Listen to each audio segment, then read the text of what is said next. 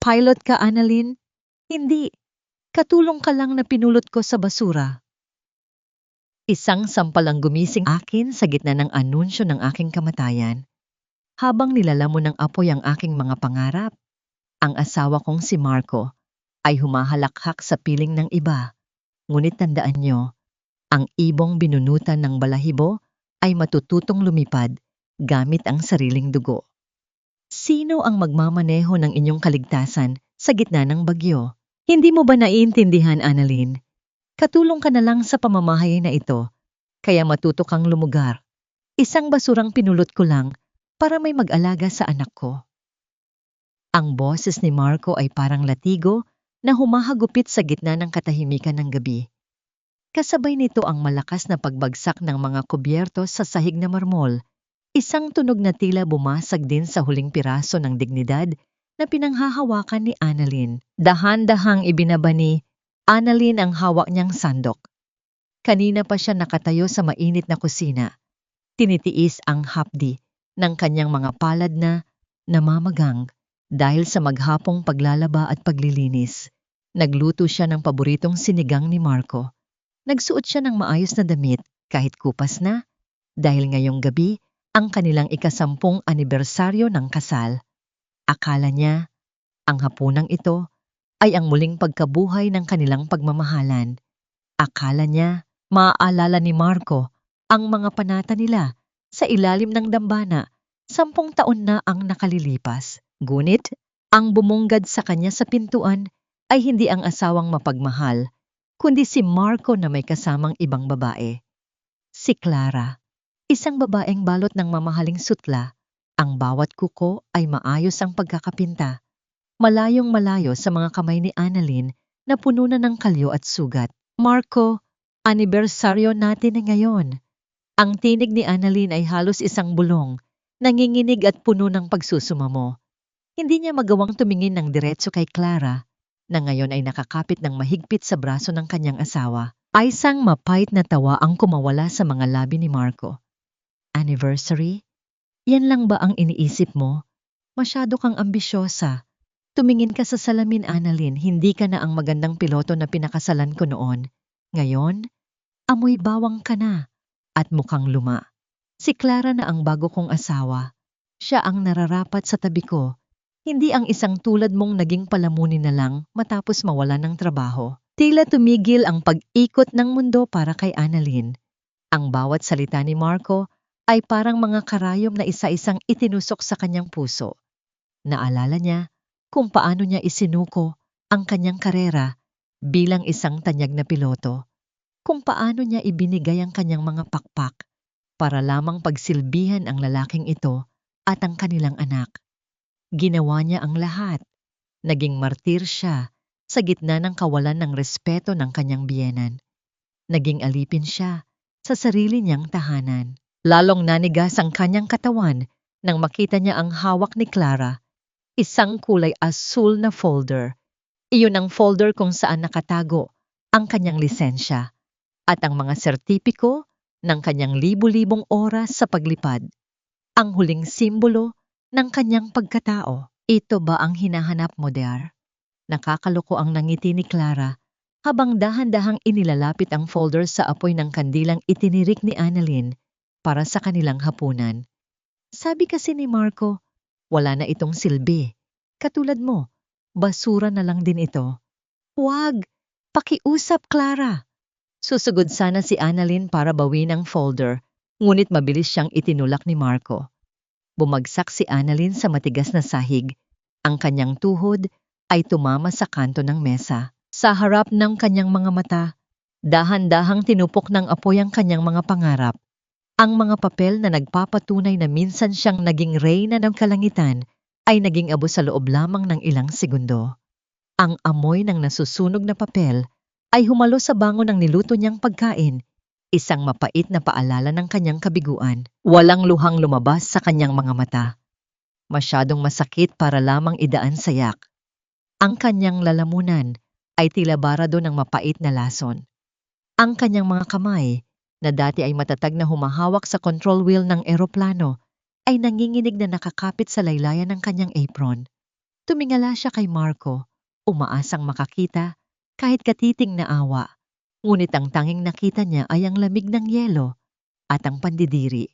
Mula ngayon, dito ka na matutulog sa kwarto ng mga katulong, utos ni Marco habang hinihila si Clara paakyat sa hagdan. At bukas, siguraduhin mong nakahanda na ang almusal ni Clara ng maaga. Huwag kang magkakamaling lumapit kay Maya. Ayaw kong maimpluwensyahan mo ang anak ko ng pagiging talunan mo. Naiwan si Annalyn sa gitna ng kusina, mag-isa sa dilim. Ang anino niya sa dingding ay tila isang ibong putol ang mga pakpak, nakalugmok sa lupa at hindi na muling makakalipad. Bakit ang langit na dati ay kayakap ko? Ngayon ay naging isang madilim na kulungan. Hanggang kailan ko kayang inumin ang apdo ng pagmamahal na ito bago ako tuluyang maubos? Sa itaas, narinig niya ang tawanan ni Marco at Clara. Sa loob ng silid na dati ay sa kanya.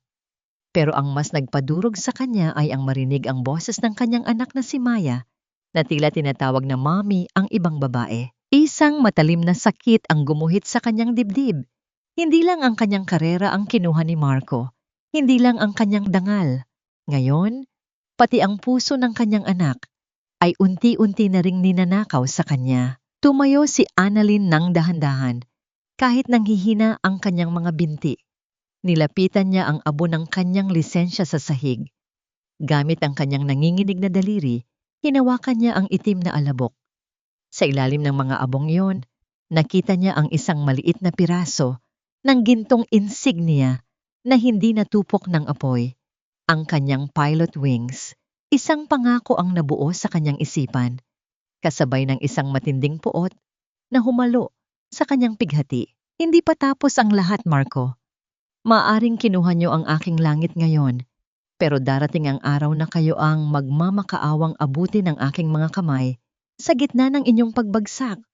Ngunit paano siya lalaban kung wala na siyang kahit anong hawak?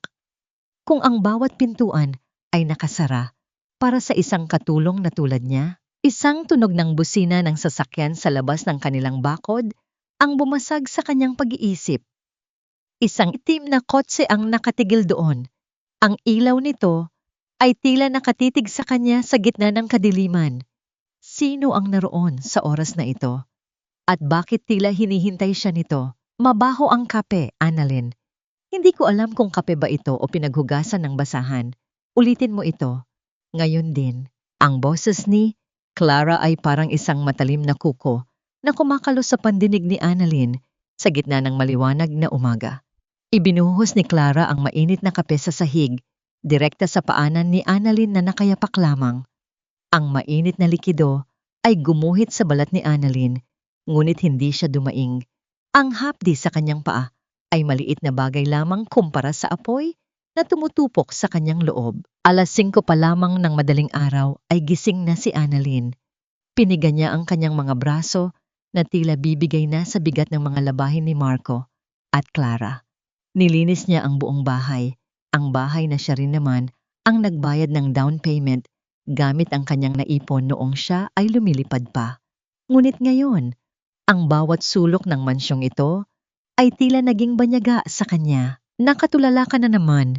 Linisin mo ang kalat na yan bago pa madumihan ang bagong sapatos ko.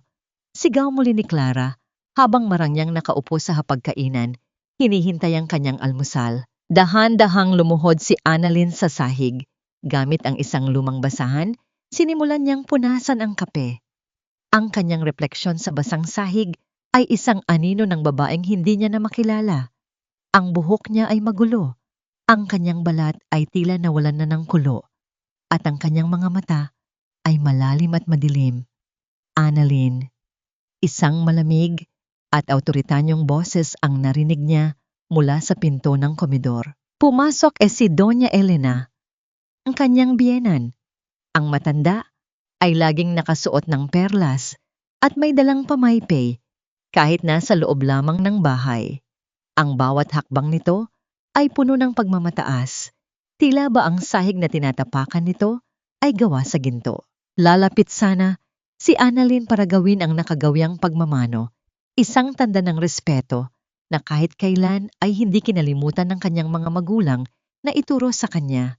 Ngunit bago pa man niya mahawakan ang kamay ng matanda, mabilis itong umiwas na tila ba si Annalyn ay may nakakahawang sakit. Huwag mong dumihin ang kamay ko, Annalyn. Ang mga kamay na yan ay para sa pagpupunas ng dumi, hindi para sa paghingi ng pagpapala. Wika ni Doña Elena na may halong pandidiri. At isa pa, huwag mo na akong tatawaging mama. Simula nang mawalan ka ng pakpak at naging pabigat sa anak ko, nawalan ka na rin ng karapatang maging bahagi ng pamilyang ito.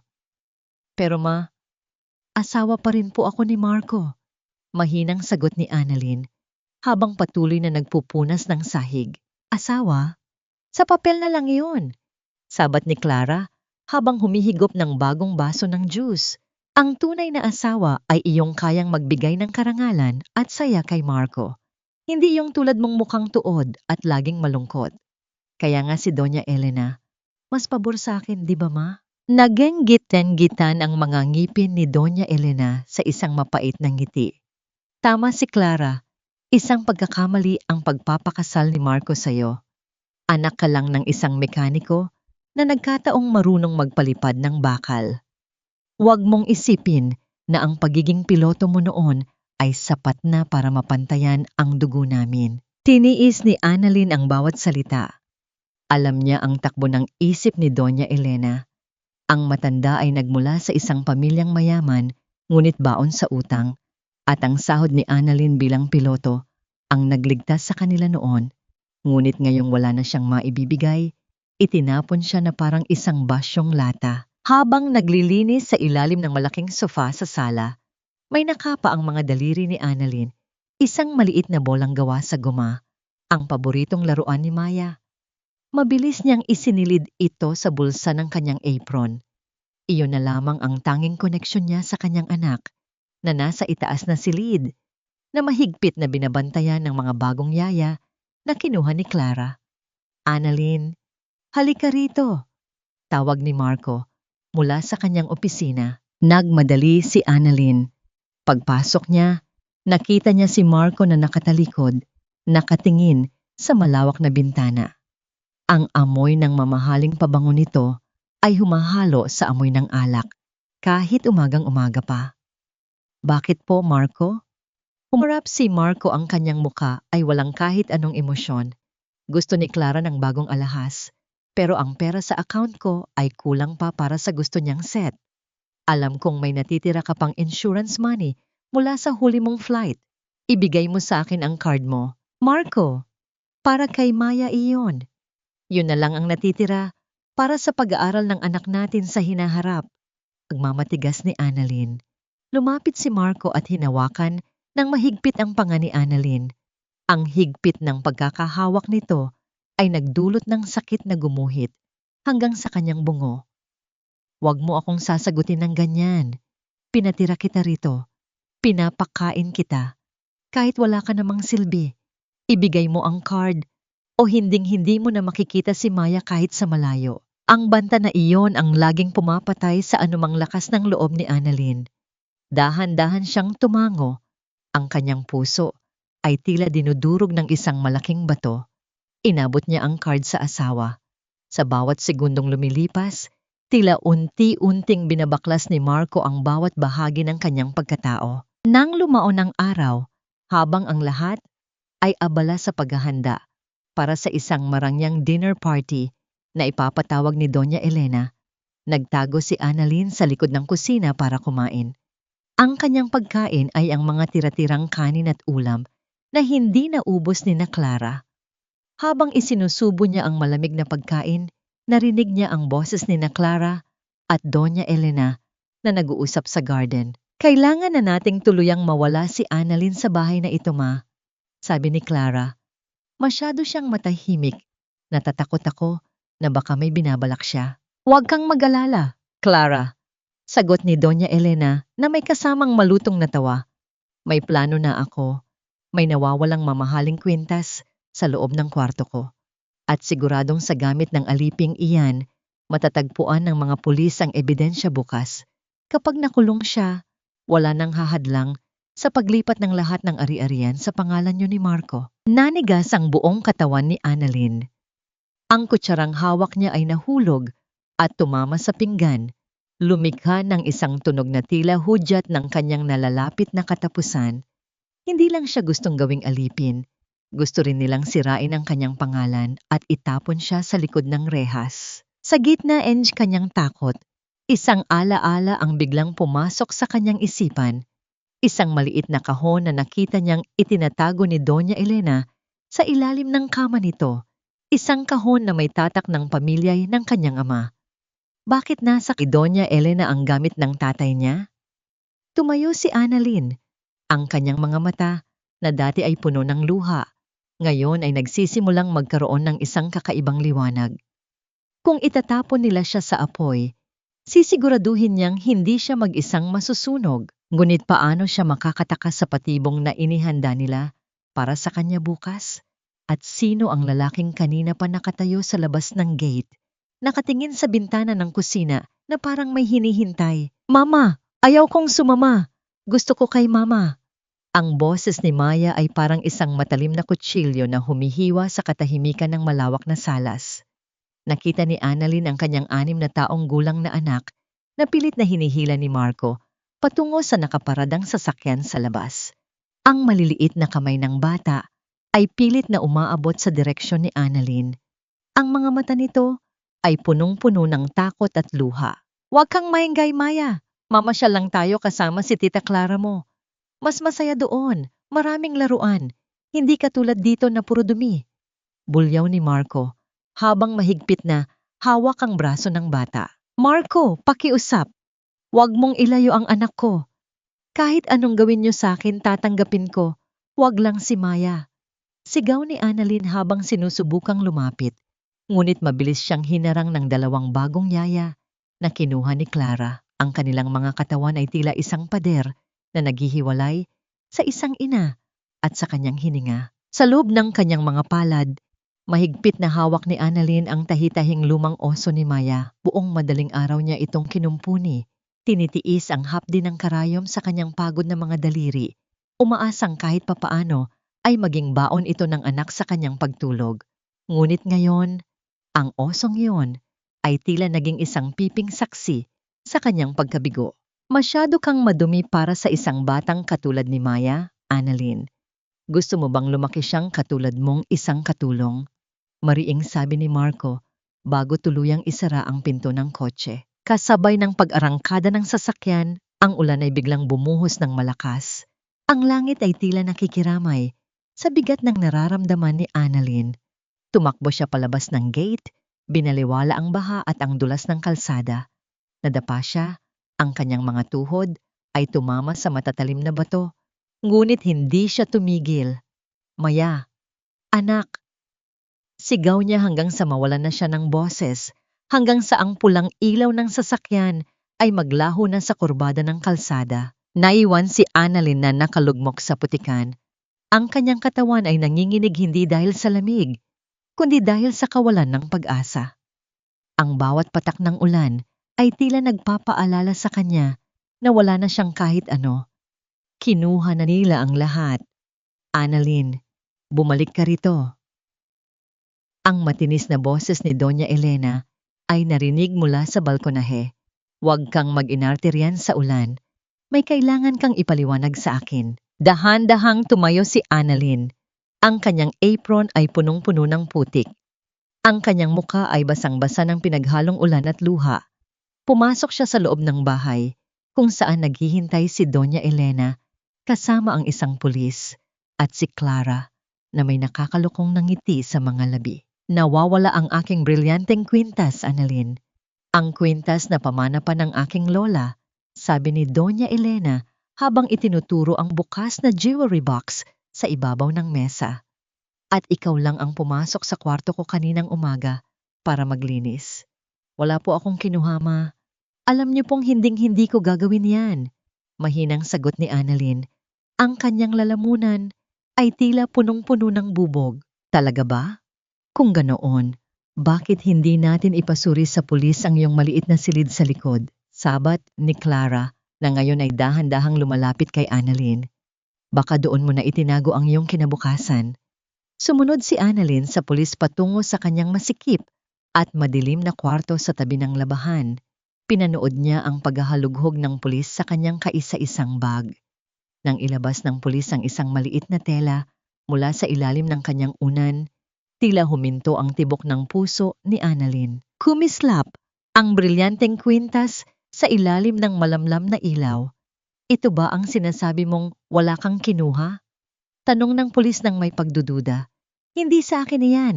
Hindi ko alam kung paano napunta yan dyan.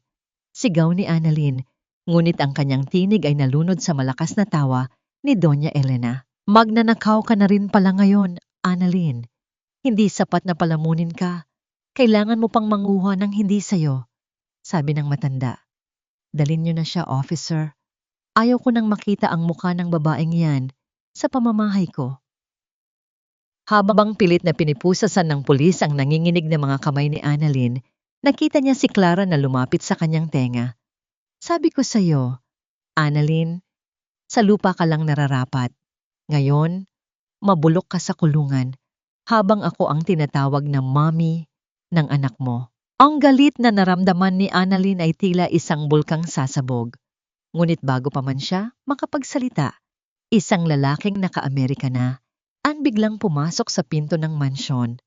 Ang kanyang presensya ay tila nagdala ng isang kakaibang aura ng awtoridad na nagpatahimik sa lahat. Anong nangyayari rito?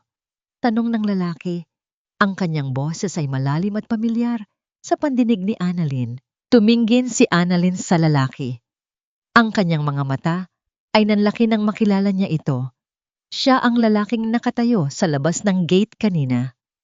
Ngunit higit pa doon, siya ang taong hindi niya inaasahang makikita muli matapos ang maraming taon.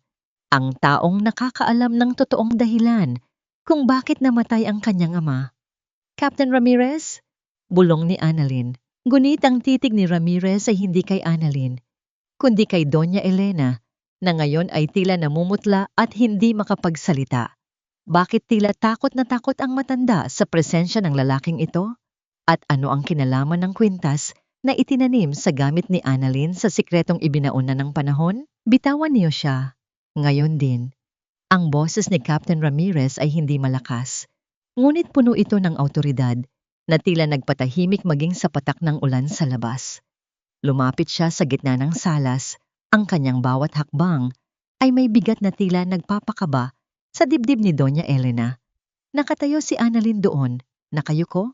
Ang kanyang mga kamay ay ramdam ang lamig ng bakal ng posas na dahan-dahang humihigpit sa kanyang mga pulso. Ito ang pinakamasakit na sandali para kay Annalyn.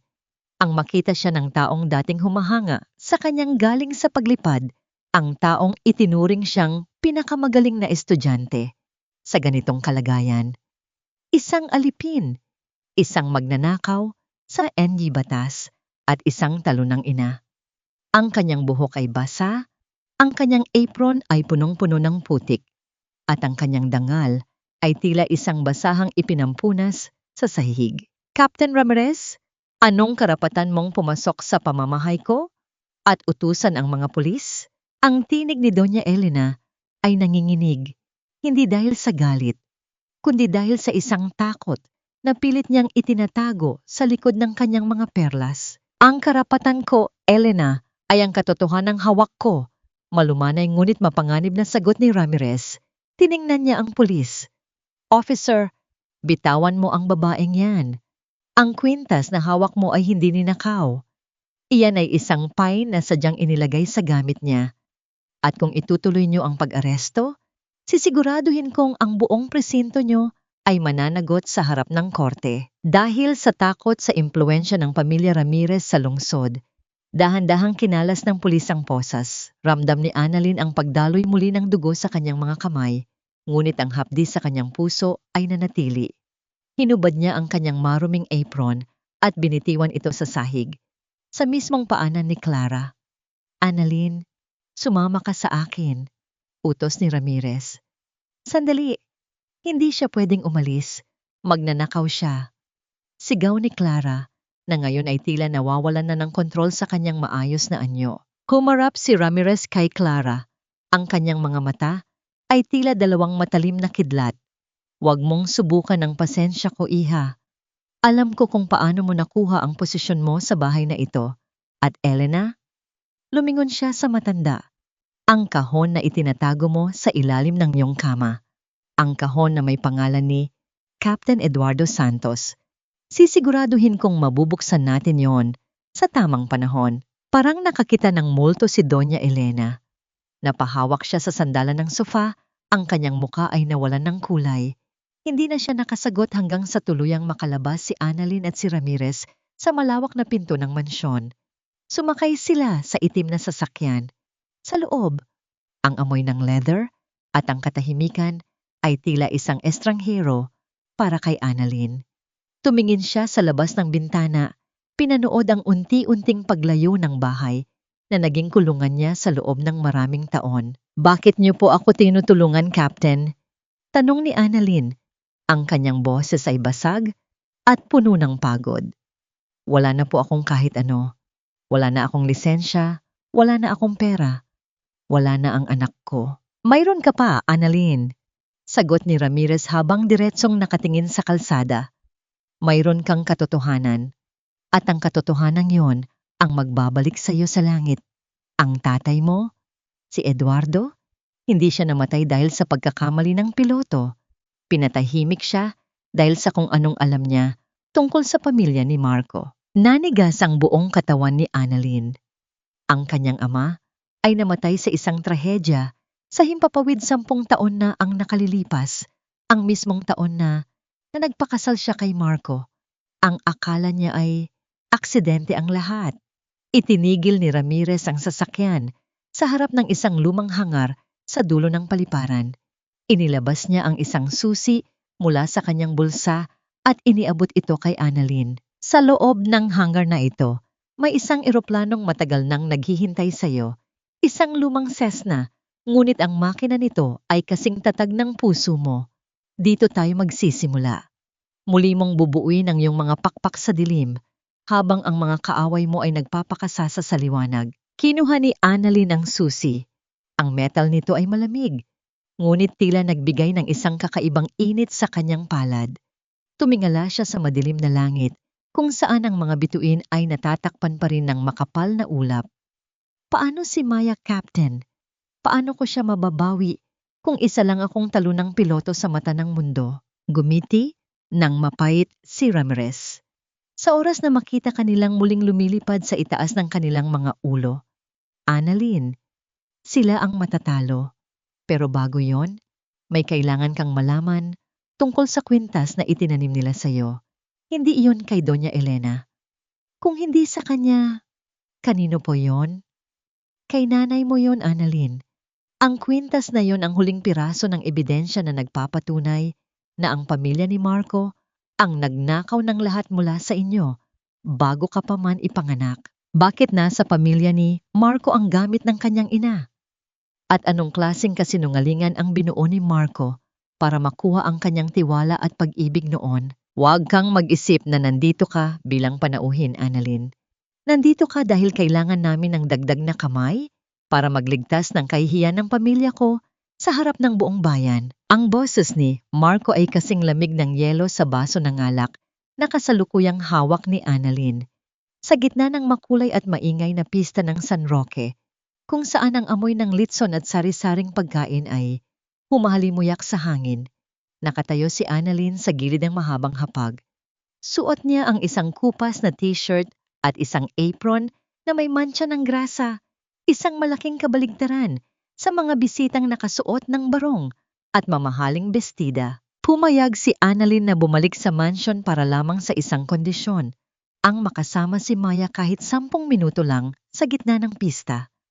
Tiniis niya ang bawat mapanghusgang tingin ng mga kapitbahay at ang bulungan ng mga taong dati ay tinitingala siya bilang ang reyna ng kalangitan. Annalyn, ikaw na ba yan? Akala ko ba nasa Dubai ka at nagpapalipad ng malalaking eroplano? Isang pamilyar na boses ang bumasag sa kanyang pagtitimpi. Si Captain Javier, ang dati niyang kasamahan sa flight school na laging pumapangalawa sa kanya sa bawat pagsusulit.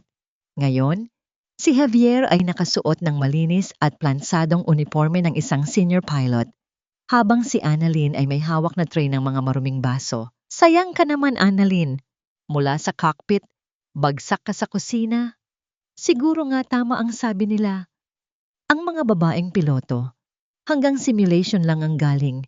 Pero sa totoong buhay, madaling mawalan ng kontrol. Dagdag ni Javier na may kasamang mapait na ngiti.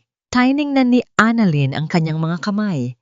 Nanginginig ang mga ito, hindi dahil sa bigat ng tray, kundi dahil sa puot na pilit niyang ikinukulong sa kanyang dibdib.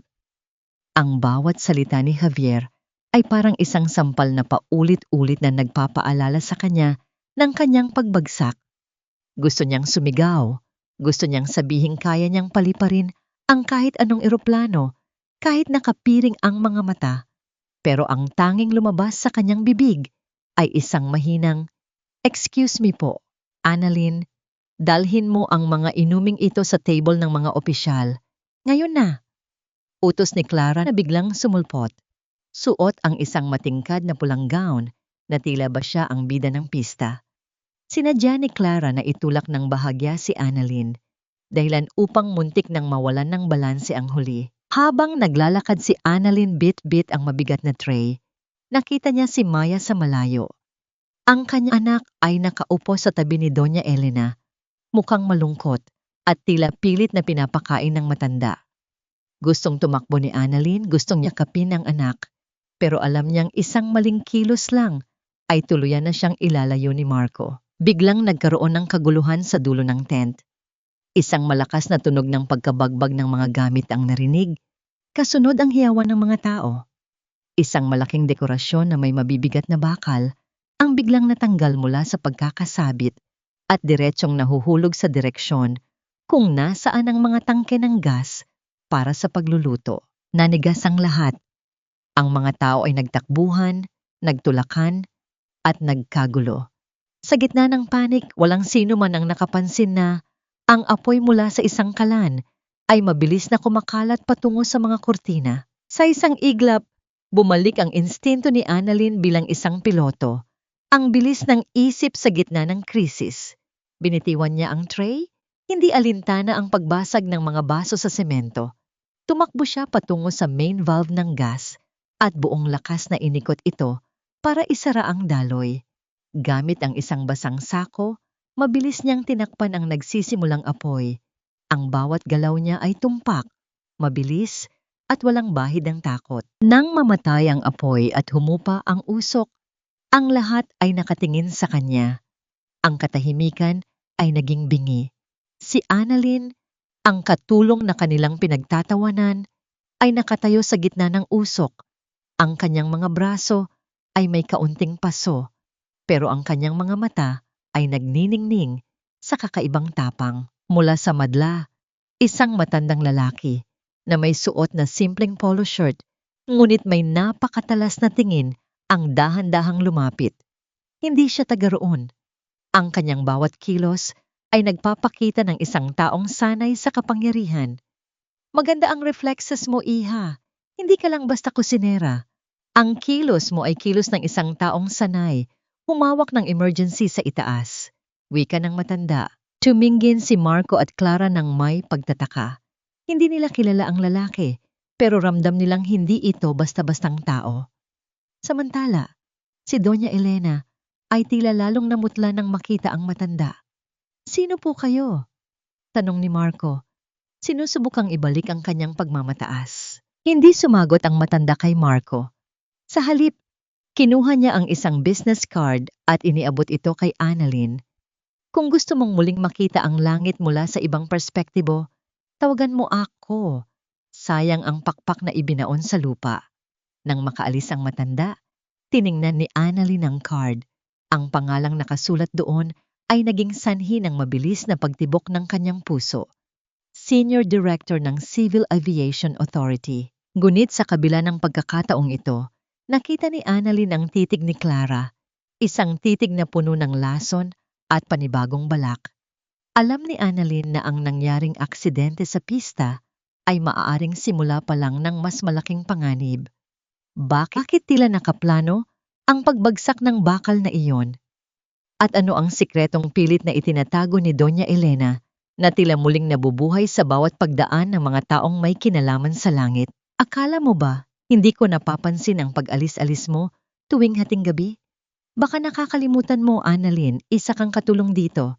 Hindi ka isang reyna na pwedeng gumala kung kailan mo gusto. Ang boses ni Clara ay parang isang malamig na hangin na dumaan sa batok ni Annalyn habang dahan-dahan niyang binubuksan ang pinto sa likod ng kusina. Madilim pa ang paligid, ang tanging liwanag ay mula sa maliit na lampara sa pasilyo. Nakatayo si Clara doon, nakasuot ng seda na pantulog. Ang kanyang mga braso ay nakakross sa kanyang dibdib habang may nakakalukong nangiti sa mga labi. Nanigas ang kamay ni Annalyn sa hawakan ng pinto. Ang kanyang puso ay tumitibok ng mabilis, tila ba isang makinang malapit ng sumabog.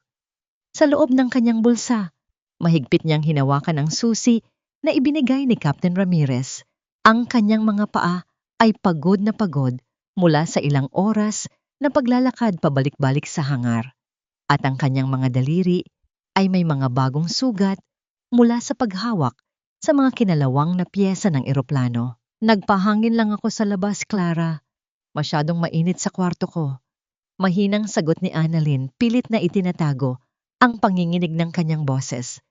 Mainit o may itinatago ka?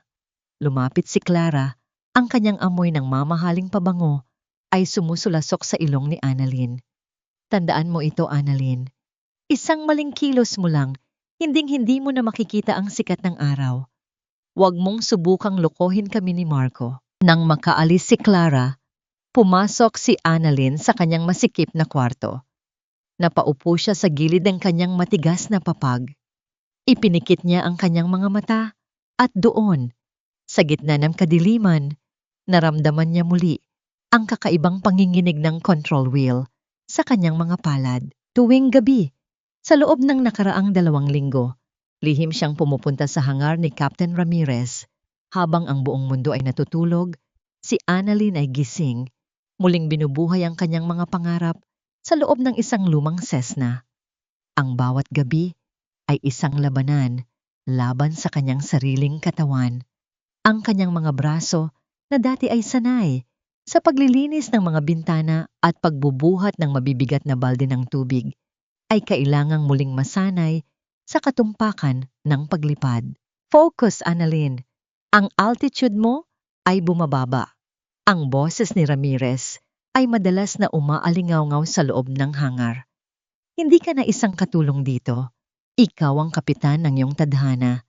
Kung hindi mo kayang kontrolin ang iyong takot, hinding-hindi ka makakaalis sa lupa. Sa mga oras na yon, nakakalimutan ni Annalyn ang hapdi ng kanyang mga paso mula sa plansa. Nakakalimutan niya ang gutom at ang pangungutya ni na Doña Elena. Ang tanging mahalaga ay ang ritmo ng makina na tila tumitibok kasabay ng kanyang puso. Sa bawat simulation, sa bawat pag-aaral niya ng mga lumang mapa at flight manual, unti-unti niyang nararamdaman ang pagtubo muli ng kanyang mga pakpak. Isang gabi, habang naglilinis siya ng engine ng lumang eroplano, nakakita siya ng isang maliit na ukit sa ilalim ng dashboard. Isang pangalan, Eduardo Santos. Ang kanyang ama. Ang eroplanong ito ang huling eroplanong hinawakan ng tatay mo bago ang trahedya, sabi ni Ramirez na biglang sumulpot sa kanyang likuran. Hindi ito aksidente, Annalyn. Ang makinang ito ay sinadyang sirain. At ang taong huling nakitang humahawak dito bago lumipad ang tatay mo ay ang tatay ni Marco. Ang bawat salita ni Ramirez ay parang isang kulog na yumanig sa buong pagkatao ni Annalyn. Ang pamilyang pinagsilbihan niya, ang lalaking minahal niya at binigyan ng anak, ay ang pamilyang posibleng pumatay sa kanyang ama at nagnakaw ng kanilang dangal. Ang puot na dati ay maliliit na baga lamang sa kanyang puso ay biglang naging isang dambuhalang apoy. Kinaumagahan, bumalik si Annalyn sa kanyang mga gawain sa mansyon ng may kakaibang determinasyon. Pinanood niya si Marco habang ito ay nag-aalmusal. Ang bawat galaw nito ay tila ba siya ang hari ng mundo. Gusto siyang saktan ni Annalyn. Gusto niyang isigaw ang katotohanan. Pero alam niyang kailangan niyang maghintay. Annalyn, Bakit ganyan ka makatingin? Tanong ni Marco. Napansin ang matalim na titig ng kanyang asawa. Wala po, Marco. Iniisip ko lang kung gaano kasarap ang pakiramdam ng malayang lumilipad. Sagot ni Annalyn na may kasamang misteryosong nanggiti. Tumawa si Marco, isang tawang puno ng panghahamak. Managinip ka na lang, Annalyn. Ang tanging lipad mo ay mula sa kusina hanggang sa labahan. Ngunit hindi alam ni Marco, sa ilalim ng kama ni Annalyn, nakatago ang isang notebook na puno ng mga flight coordinates at mga technical na detalye ng mga iligal na kargamento na narinig niyang pinag-uusapan nina Marco at Clara noong isang gabi. Habang nagwawalis sa garden, nakita ni Annalyn si Clara na may kausap sa telepono. Mukhang balisa ang babae at patingin-tingin sa paligid. Dahan-dahang lumapit si Annalyn, nagkunwaring nagdidilig ng mga halaman malapit sa kinaroroonan ni Clara. Siguraduhin niyo lang na hindi yon mahahanap ng mga autoridad. Kapag nalaman nilang ang mga kargamento ay galing sa kumpanya ni Marco, tapos na tayong lahat. Bulong ni Clara sa telepono. Nanlaki ang mga mata ni Annalyn. Hindi lang pagtataksil at pagnanakaw ang kasalanan ng pamilyang ito. Mayroon silang malaki at madilim na lihim na maaaring magpabagsak sa kanilang lahat. Ngunit sa kanyang pagmamatsyag, hindi napansin ni Annalyn na may nakatingin din sa kanya mula sa bintana sa itaas. Si Doña Elena. Ang matanda ay may hawak na isang lumang litrato. Ang kanyang mga kamay ay nanginginig at ang kanyang mga mata ay puno ng takot. Bakit tila alam ni Doña Elena na unti-unti nang nabubunyag ang kanilang mga lihim? At ano ang gagawin ni Clara kapag nalaman niyang ang notebook ni Annalyn ay naglalaman ng lahat ng kanilang mga illegal na transaksyon? Huwag mong itago ang mga kamay mo, Annalyn. Alam ko kung anong kinuha mo, ilabas mo na yan. Ang boses ni Clara ay tumatago sa katahimikan ng sala, kasing talim ng isang punyal na handang pumatay. Kasunod nito ang marahas na pagni Clara sa buhok ni Annalyn. Pilit na pinatitingala ang babaeng kasalukuyang nakaluhod sa sahig. Si Annalyn ay kasalukuyang naglilinis ng mga putik sa sapatos ni Clara. Isang gawaing kinuha niya ng walang reklamo upang mapanatili ang kapayapaan sa loob ng bahay. Ang kanyang mga kamay ay puno ng bula ng sabon at dumi. Ang kanyang balat ay nangingitim na sa lamig ng tubig at pagod. Sa gitna ng kanyang pagpapakumbaba, ang tanging iniisip niya ay ang mukha ng anak niyang si Maya na hindi niya nasisilayan sa loob ng 2 araw. Wala akong kinuha, Clara. Naglilinis lang ako rito. Mahinang sagot ni Annalyn. Ang kanyang tinig ay tila isang pagod na hininga, tuyo, at wala ng lakas na makipagtalo. Magnanakaw. Ang brilyanteng singsing ni Doña Elena nawawala. At ikaw lang ang pumasok sa kwarto niya kanina para magpalit ng kurtina. Sigaw muli ni Clara. Pumasok si Marco sa sala, kasunod si Doña Elena na tila naghihisterya. Ang matanda ay nakasuot ng itim na belo. Ang kanyang mga mata ay nanlilisik sa galit. Sa likuran nila, 2 opisyal ng pulisya ang pumasok nang walang pasintabi. Ang tunog ng kanilang mabibigat na sapatos sa sahig na marmol ay tila hudyat ng isang paparating na bitay. Marco, gawin mo ang tama. Ipakulong mo ang babaeng yan. Hindi sapat na pinatira natin siya rito. Ninanakawan pa tayo. Bulyaw ni Doña Elena habang itinuturo ang nanginginig na si Annalyn. Tumingin si Marco kay Annalyn. Walang kahit anong pagmamahal sa mga matang iyon. Tanging pandidiri at inis. Annalyn, ibigay mo na ang singsing. Huwag mo nang hintayin na kaladkarin kanila palabas. Wala sa akin ang singsing, Marco. Pakiusap, maniwala ka sa akin. Ang mga salita ni Annalyn ay naglaho nang maramdaman niya ang kamay ng pulis na humahawak sa kanyang braso. Kapkapin niyo siya. Baka itinatago niya sa loob ng damit niya. Utos ni Clara na may kasamang malisya sa kanyang mga mata. Sa gitna NG sala, sa harap ni Marco at ng kanyang biyenan, pilit na hinalughog ng isang babaeng pulis ang mga bulsa ng apron ni Annalyn. Ang bawat hapos sa kanyang katawan ay tila isang paglapastangan sa kanyang pagkatao. Annalyn ang init ng hiya na gumuguhit sa kanyang mukha. Ang kanyang mga mata ay nakapikit ng mariin upang pigilan ang pag-agos ng luha.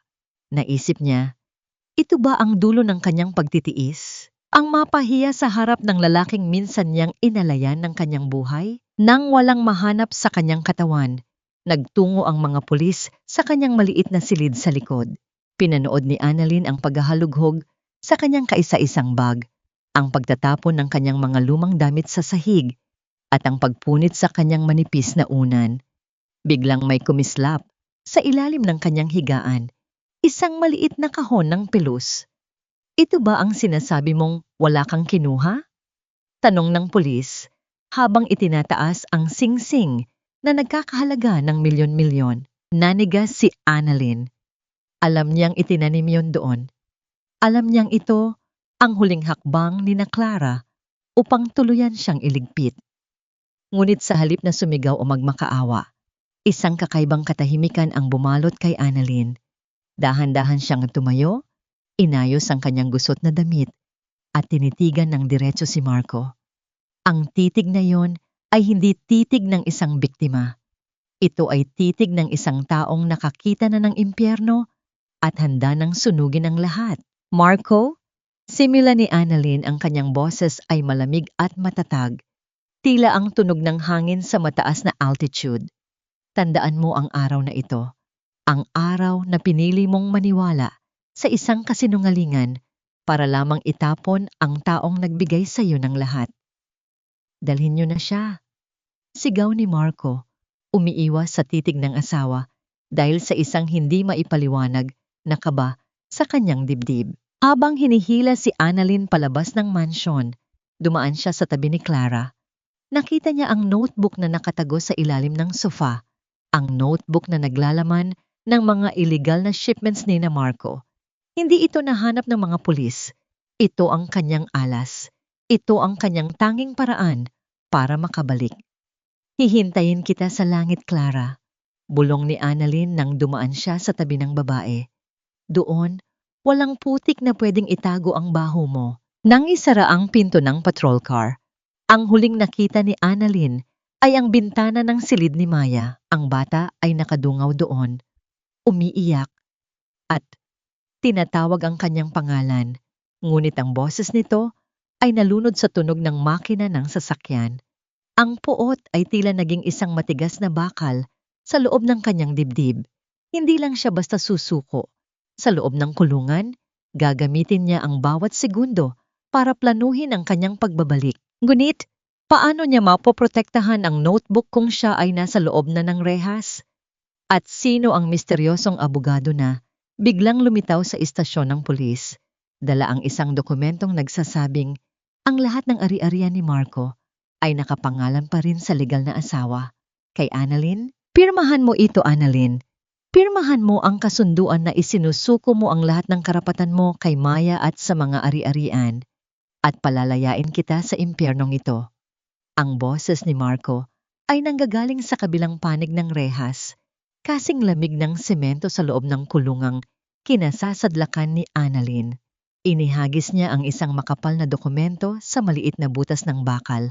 Ang tunog ng papel na humahampas sa maruming sahig ay tila isang huling hudyat ng pagsuko. Dahan-dahang iminulat ni Annalyn ang kanyang mga mata. Nakaupo siya sa isang sulok ng selda.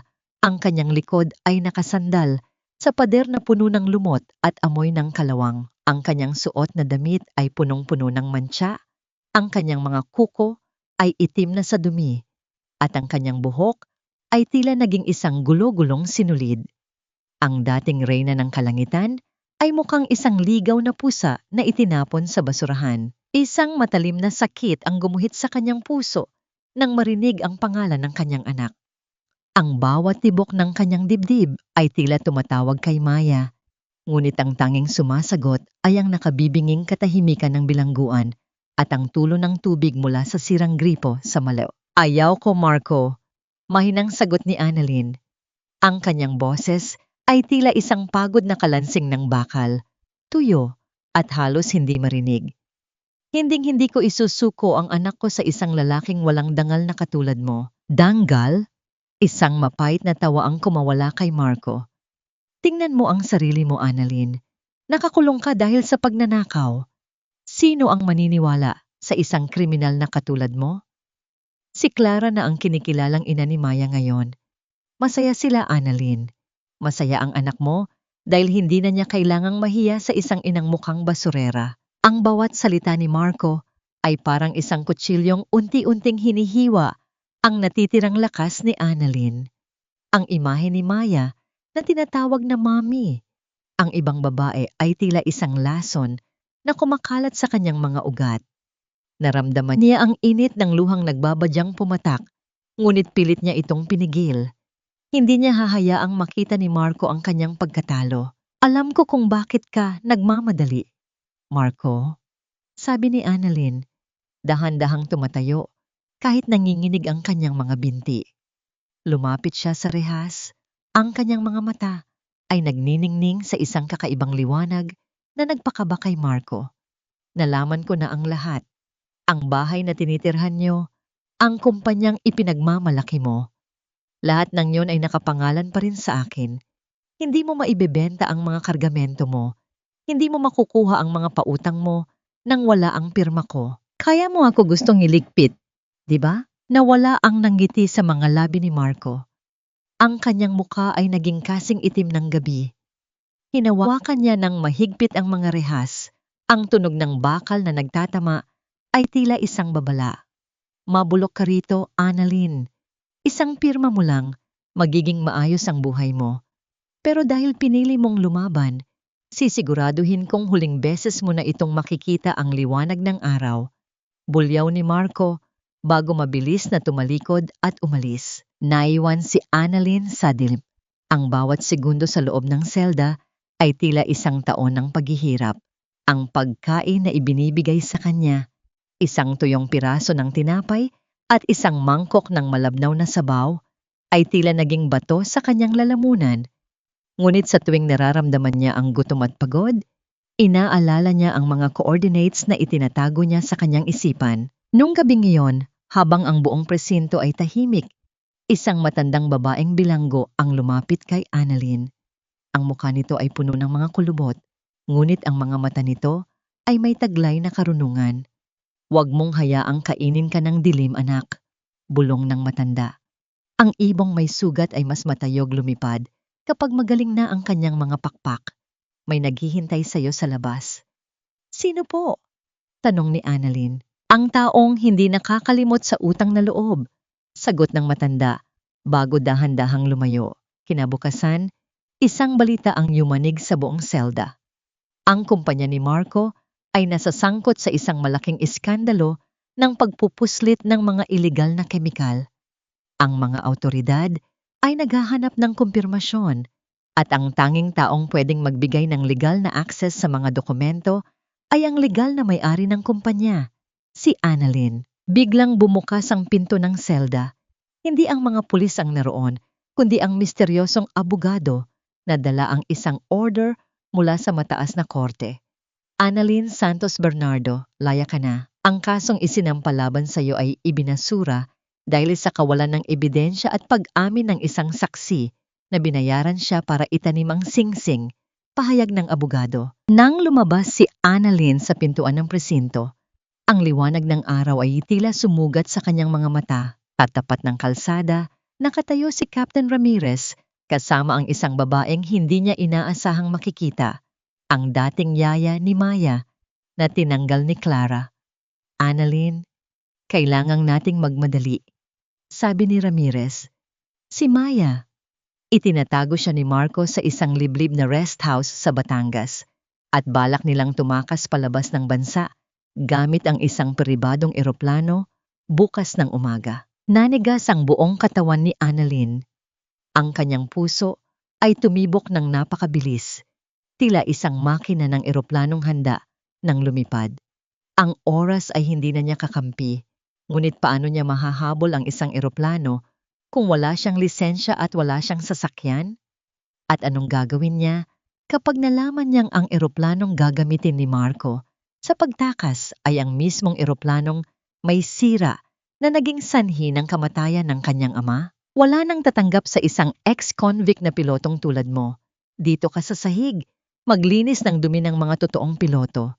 Iyan ang tanging langit na nararapat sa iyo ngayon. Ang boses ng supervisor sa maliit na airfield ay parang tunog ng isang makinang nagkakaedad, magaspang at walang pakundangan. Inihagis nito ang isang maruming mop at isang balde ng tubig sa harap ni Annalyn.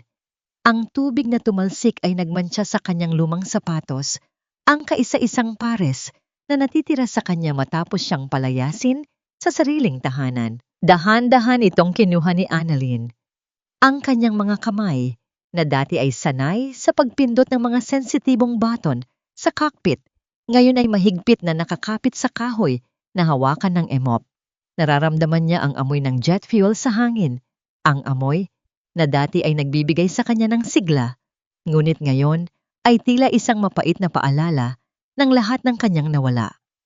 Habang naglilinis siya ng sahig ng hangar, nakikita niya ang kanyang refleksyon sa makintab na semento. Isang babaeng may malalim na bilog sa ilalim ng mga mata, tuyot ang balat, at nakasuot ng uniformeng pang-janitress na masyadong malaki para sa kanyang payat na katawan. Isang matinding mayang nadarama ni Annalyn.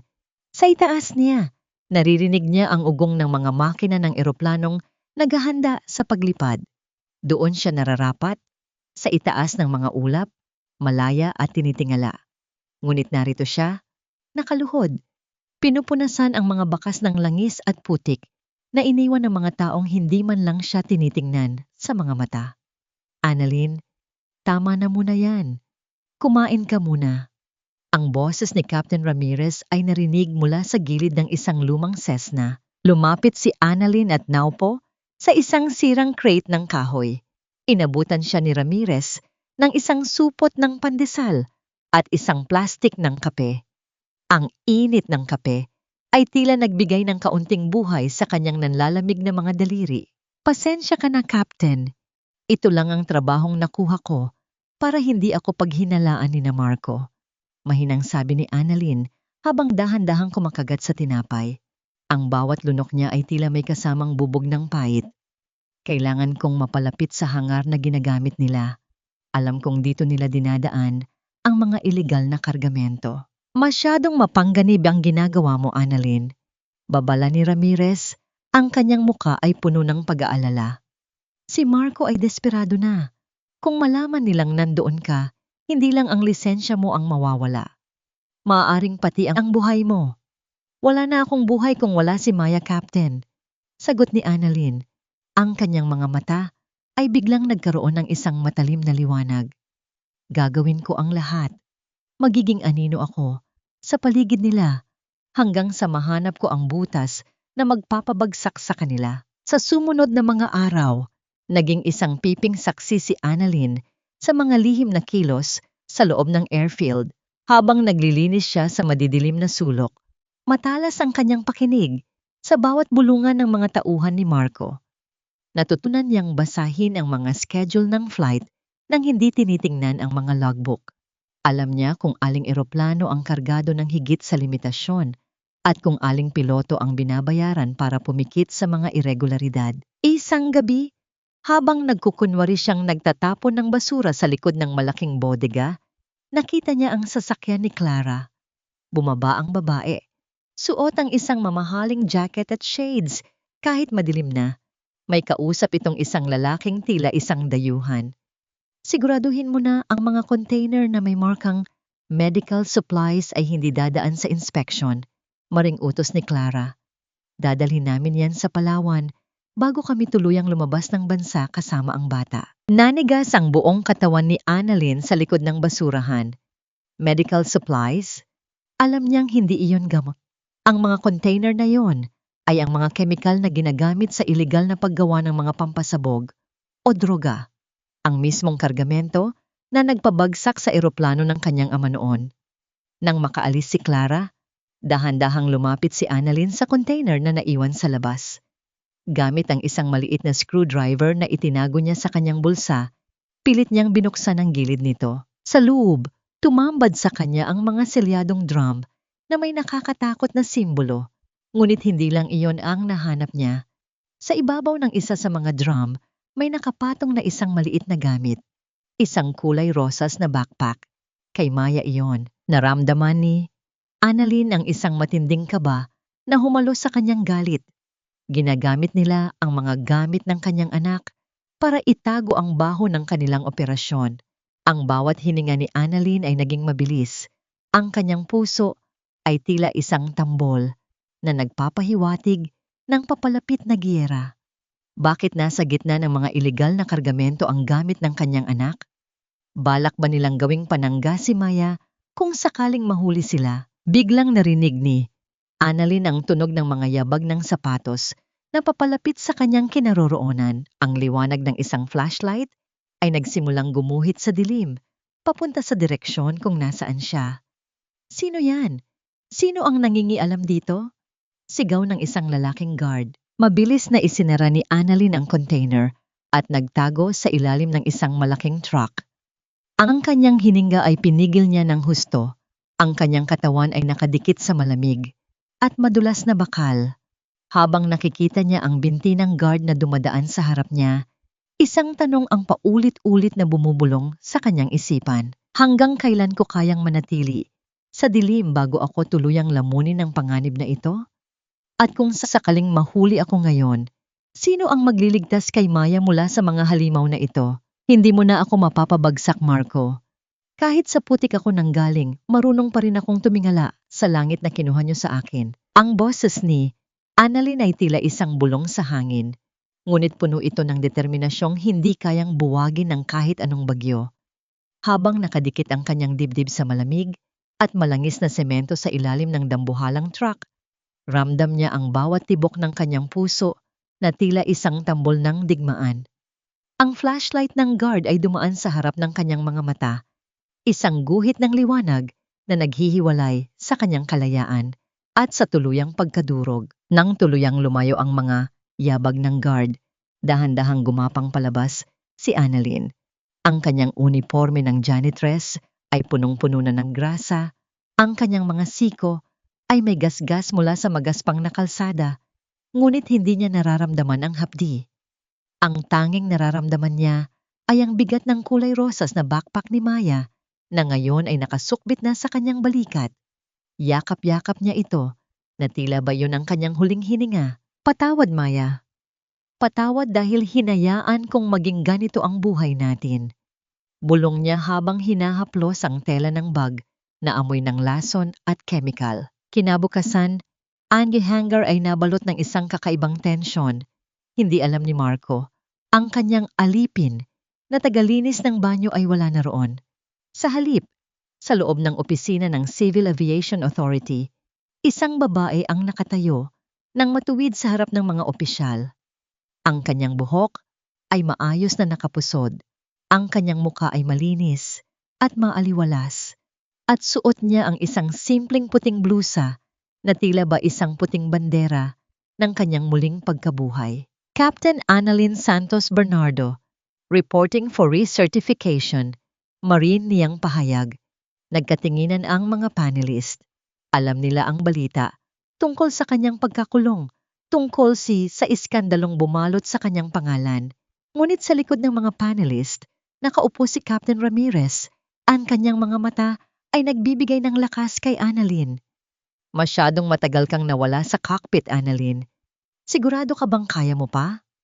Tanong ng isa sa mga opisyal. Ang paglipad ay hindi lang nasa kamay, sir. Nasa puso at nasa dugo ko ito. At higit sa lahat, kailangan kong lumipad para iligtas ang kaysa-isang buhay na mahalaga sa akin. Sagot niya nang may kasamang kakaibang ningning sa mga mata. Ang sumunod na 3 oras ay naging isang pagsubok ng kanyang buong pagkatao. Sa loob ng flight simulator, hinarap ni Annalyn ang pinakamatitinding senaryo: bagyo, engine failure, at bird strike. Ang kanyang mga daliri ay sumasayaw sa mga switch nang may katumpakan na tila hindi kailanman nawala sa ere. Sa bawat galaw niya, naaalala niya ang bawat sampal ni Marco, ang bawat pangungutya ni Clara, at ang bawat patak ng luha ni Maya. Iyon ang kanyang gasolina. Iyon ang nagpapatakbo sa kanyang makina. Nang lumabas siya sa simulator, ang lahat ng opisyal ay tumayo at pumalakpak. Ang tunog ng kanilang paghanga ay tila isang himig ng tagumpay na bumasag sa katahimikan ng kanyang pagdurusa. Inabot sa kanya ang isang gintong card, ang kardang kanyang international pilot license. "Welcome back to the sky, Captain." Wika ng opisyal. Lalabas na sana si Annalyn ng gusali nang biglang huminto ang isang mamahaling sasakyan sa harap niya. Bumaba si Marco, suot ang kanyang maanggas na suit. Kasunod si Clara na tila ba may-ari ng buong mundo. Narito sila para asikasuhin ang kanilang flight permit para sa pagtakas bukas. Nanigas si Marco nang makita ang babaeng nakatayo sa harap niya. Hindi niya agad nakilala ang janitress na binubulyawan niya araw-araw sa hangar. Ang Annalyn na nasa harap niya ngayon ay parang isang diyosa ng kalangitan, matayog, matapang, at puno ng kapangyarihan. "Annalyn, anong ginagawa mo rito?" tanong ni Marco. Ang kanyang boses ay tila nawalan ng tibay. Hindi sumagot si Annalyn. Sa halip, dahan-dahan niyang itinaas ang kanyang kamay at ipinakita ang gintong card na hawak niya. Ang sikat ng araw ay tumama rito. Lumikha ng isang nakabubulag na liwanag na tumama sa mga mata ni Marco at Clara. "Tapos na ang oras ng paggapang ko sa putik, Marco," malamig na sabi ni Annalyn. "Mula ngayon, ako na ang titingalaan niyo. At tandaan mo ito, sa langit, walang sikretong hindi nabubunyag." Namutla si Clara. Napatingin siya sa backpack ni Maya na hawak pa rin ni Annalyn sa kabilang kamay. Paano mo nakuha ang bag na yan?" Ngumiti si Annalyn, isang nanggiting puno ng pait at tagumpay. "Nakuha ko ito sa tabi ng inyong kamatayan, Clara. Bukas, lilipad kayo. Pero sisiguraduhin kong sa paglapag nyo, ang naghihintay sa inyo ay hindi ang kalayaan, kundi ang rehas na nararapat sa inyo." Habang naglalakad palayo si Annalyn, ramdam niya ang titig ng puot ni Marco at Clara sa kanyang likuran. Ngunit hindi na siya natatakot. Ang kanyang mga pakpak ay buo na, at ang kanyang destinasyon ay malinaw na.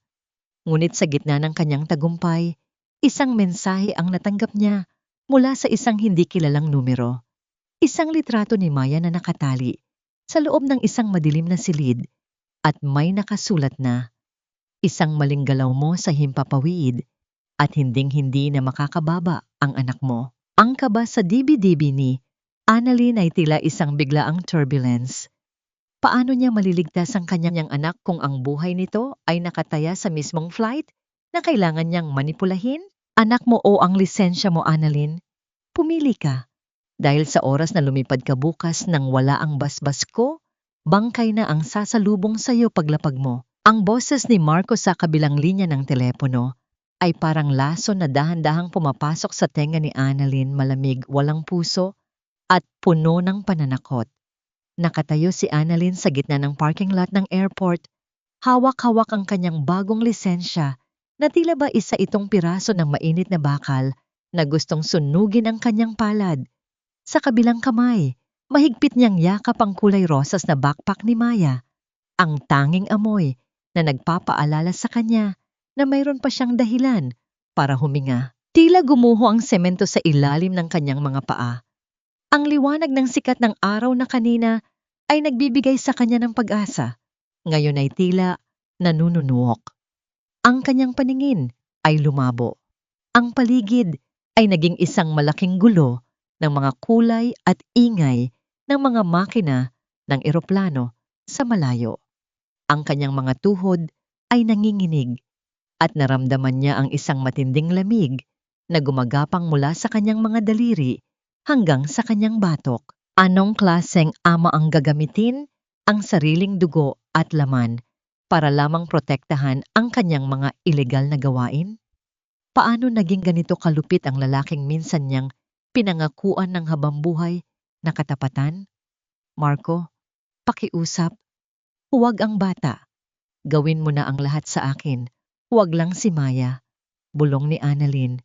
Ang kanyang boses ay halos maglaho sa hangin, basag at puno ng pagsusumamo. "Masyado ka kasing matapang, Annalyn. Akala mo ba, kapag nakahawak ka muli ng lisensya, ay talo mo na kami? Maghanda ka. Bukas, Ikaw ang magpapalipad ng eroplano namin patungong Palawan. Kapag naging maayos ang lahat, ibabalik ko sa iyo ang bata.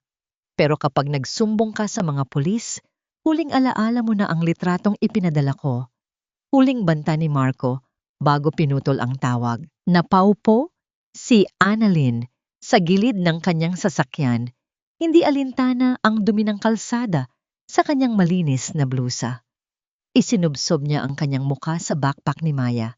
Doon, sa pagitan ng mga tahi ng tela, naamoy niya ang bango ng baby powder at ang tamis ng gatas, ang amoy ng kanyang pagiging ina. Isang tahimik na hikbi ang kumawala sa kanyang dibdib, isang iyak na walang tunog, ngunit sapat na para yanigin ang kanyang buong pagkatao. Bakit ang langit na tanging kanlungan ko ngayon ay naging entablado ng aking pinakamalaking takot? Hanggang kailan ako magiging bilanggo ng pag-ibig na naging sumpa? Annalyn, tumayo ka riyan. Hindi tayo pwedeng sumuko ngayon. Ang boses ni Captain Ramirez ay matatag, tila isang angkla sa gitna ng nagngangalit na dagat. Lumapit siya at inakay si Annalyn. Captain, hawak nila si Maya. Papatayin nila ang anak ko. Umiiyak na sabi ni Annalyn. Alam ko. At alam ko rin kung nasaan ang eroplanong gagamitin nila. Seryosong sabi ni Ramirez. Iyon ang Flight 73. Ang eroplanong matagal nang nakatambak dahil sa mga mechanical issue. Iyon din ang modelong sinakyan ng tatay mo. Sinadya ni Marco na ikaw ang magpalipad niyon dahil alam niyang ikaw lang ang may sapat na galing para itawid ang eroplanong may sira habang sila ay ligtas na nakaupo sa likod. Nanlaki ang mga mata ni Annalyn. Isang kamatayan ang inihahanda para sa kanya habang ang kanyang anak ay ginagawang pain. Sa gitna ng kanyang takot, isang plano ang dahan-dahang nabubuo sa kanyang isipan. Isang planong kasing delikado ng paglipad sa gitna ng mata ng bagyo. Nang gabing yon, bumalik si Annalyn sa mansion. Hindi bilang isang katulong, kundi bilang ang pilotong kailangan ni Marco. Pagpasok niya, nakita niya si Clara na nag-eempake ng mga mamahaling gamit habang si Doña Elena ay balisang pabalik-balik sa sala. Nandito ka na pala, Captain. Pangungutya ni Clara, binibigyang diin ang bawat pantig. Siguraduhin mong masarap ang tulog mo ngayong gabi.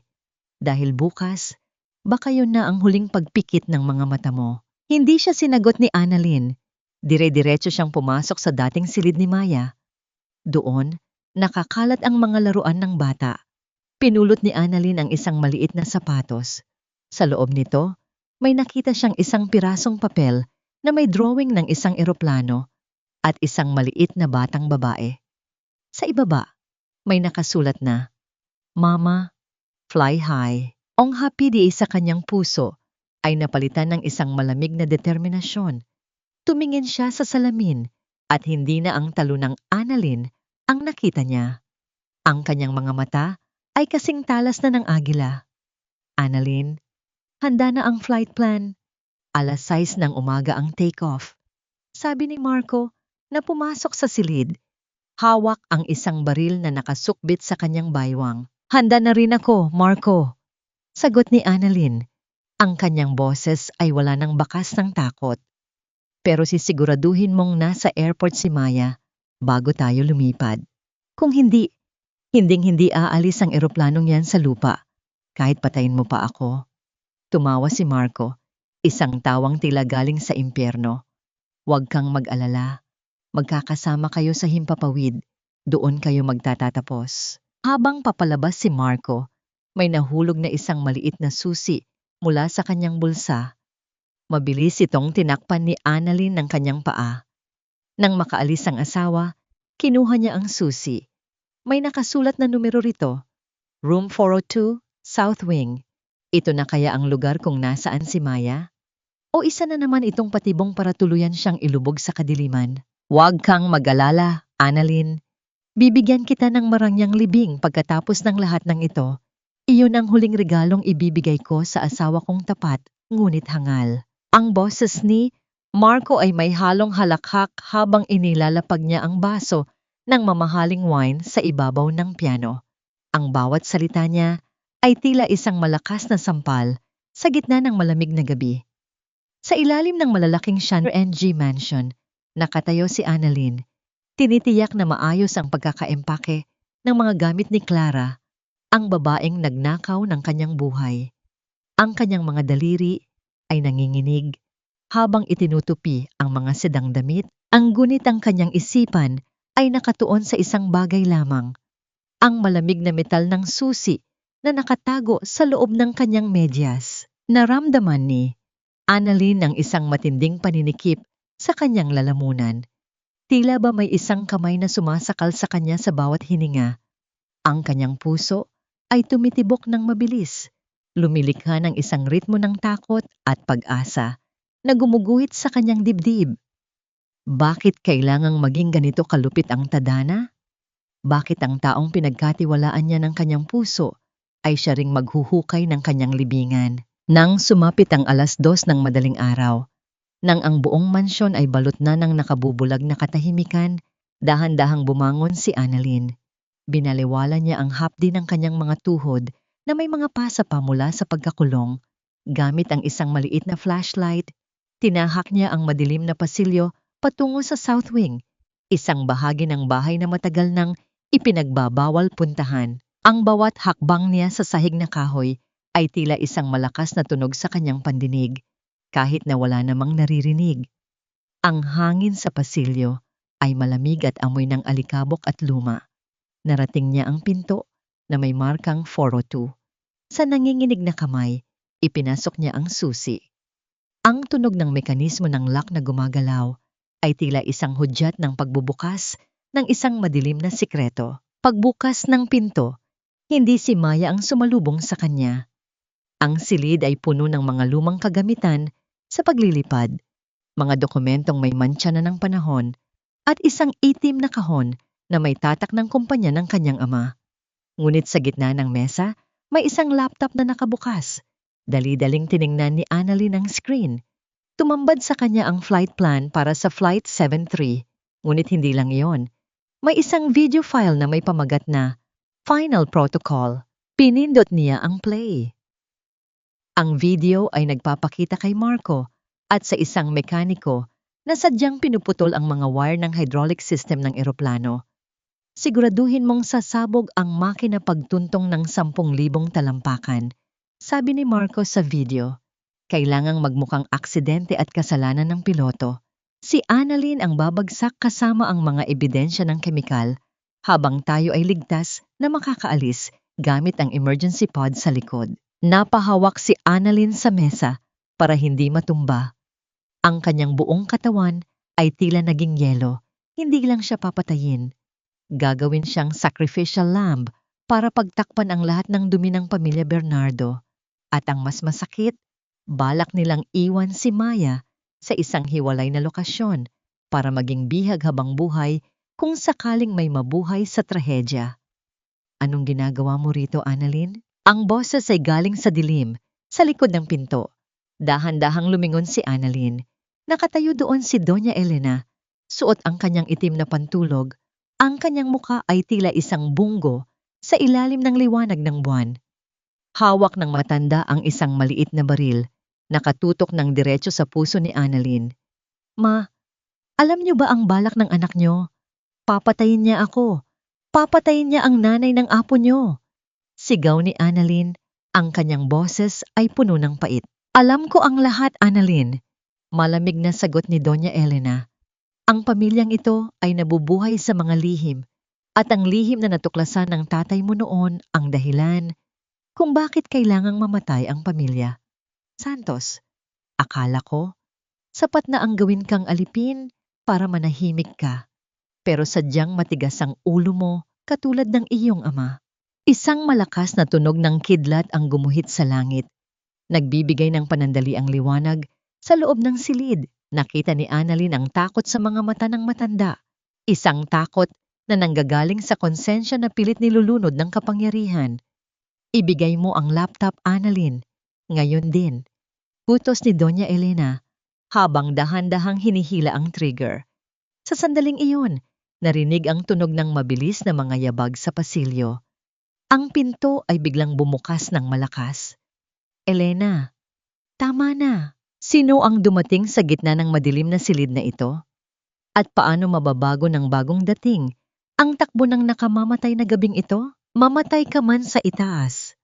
Annalyn, sisiguraduhin kong wala kang iiwang kahit anong bakas ng iyong pangalan.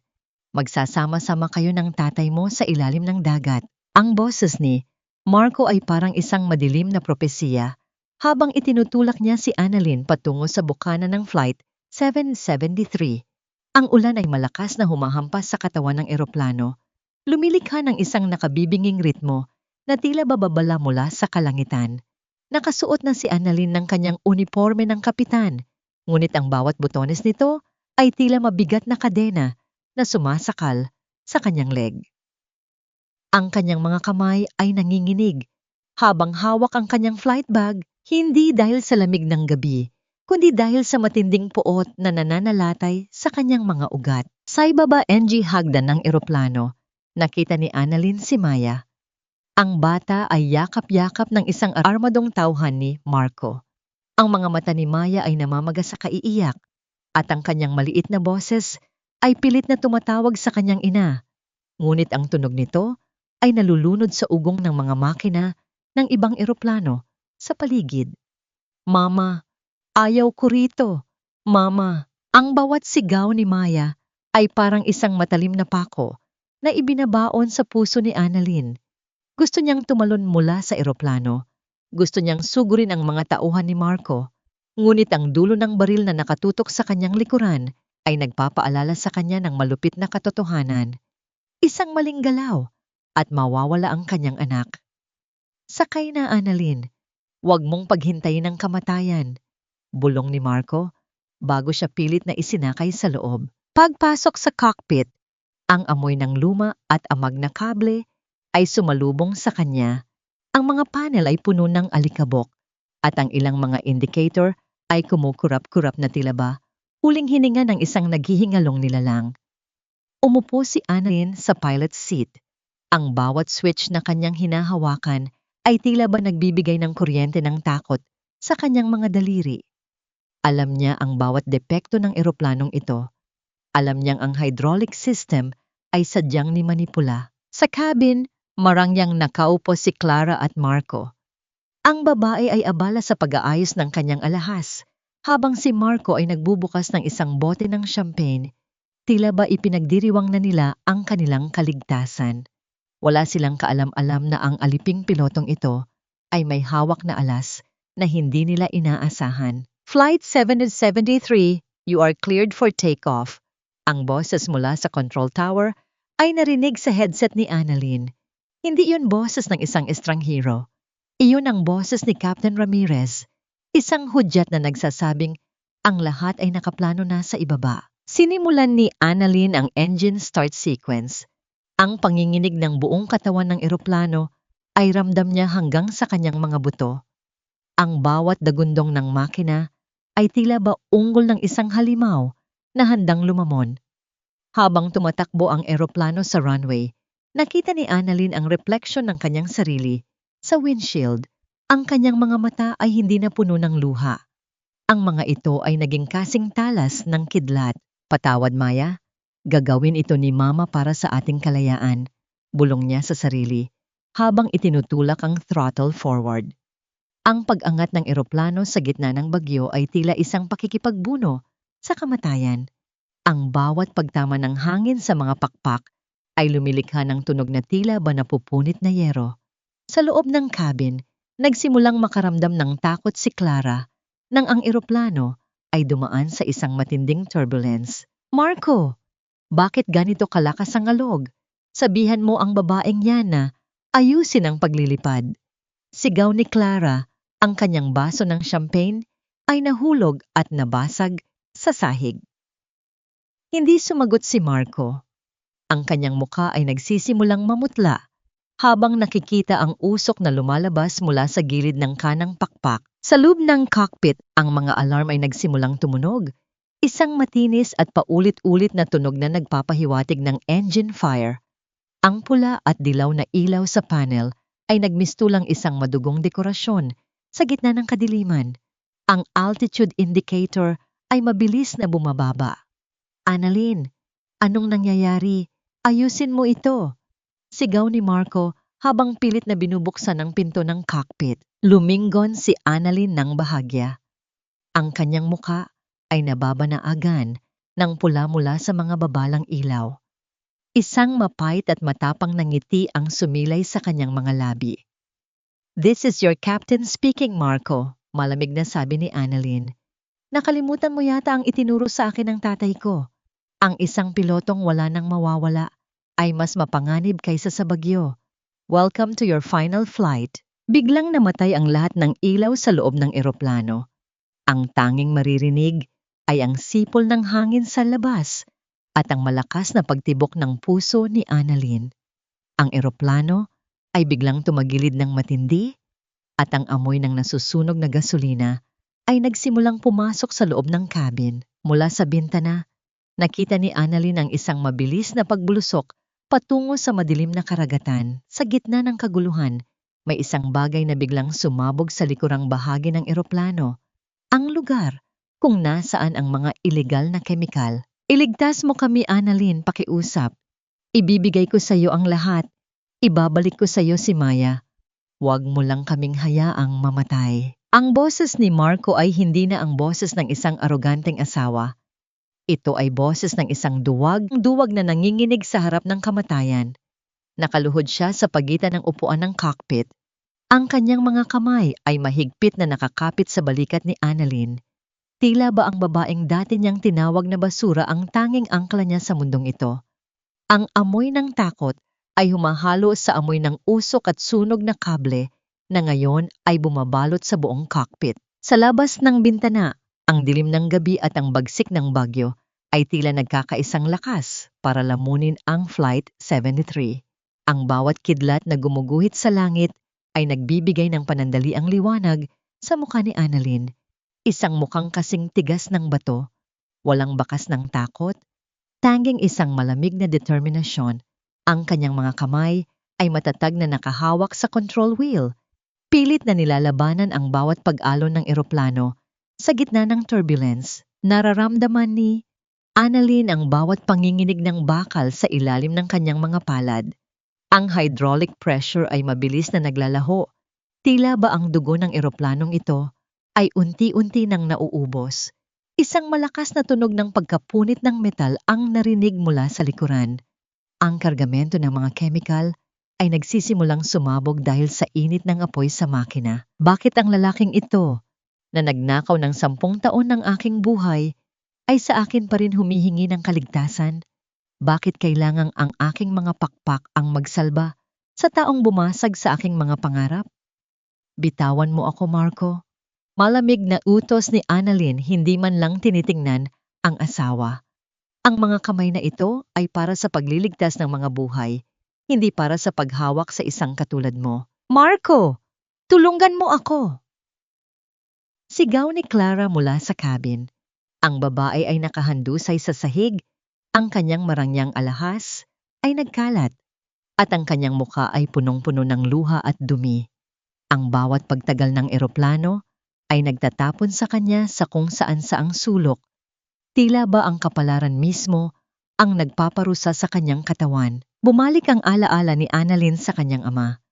Naalala niya ang huling gabi bago ang trahedya nito.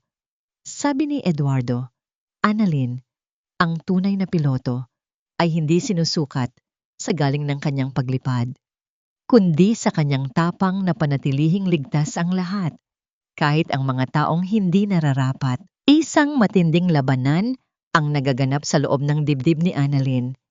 Gusto niyang bitawan ang control wheel. Gusto niyang hayaang lamunin sila ng karagatan para matapos na ang lahat ng sakit. Ngunit sa bawat pagpikit niya, nakikita niya ang mukha ni Maya, ang mukha ng kanyang anak na naghihintay sa kanya sa lupa. Kung mamatay siya rito, sino ang magliligtas kay Maya mula sa mga tauhan ni Marco? "Mayday! Mayday! This is Flight 73. We have lost both engines. We are gliding towards the shoreline." Sigaw ni Annalyn sa radyo. "Annalyn, copy that. We have the emergency lights on. You can do this, Captain. Bring it home." Ang boses ni Ramirez ay naging tanging gabay niya sa gitna ng kaguluhan. Biglang hinablot ni Marco ang control wheel. Hindi! Iliko mo ito sa dagat. Kapag lumapag tayo sa airport, huhulihin kami ng mga pulis dahil sa kargamento.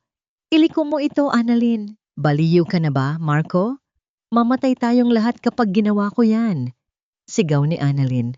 Buong lakas niyang tinulak si Marco palayo.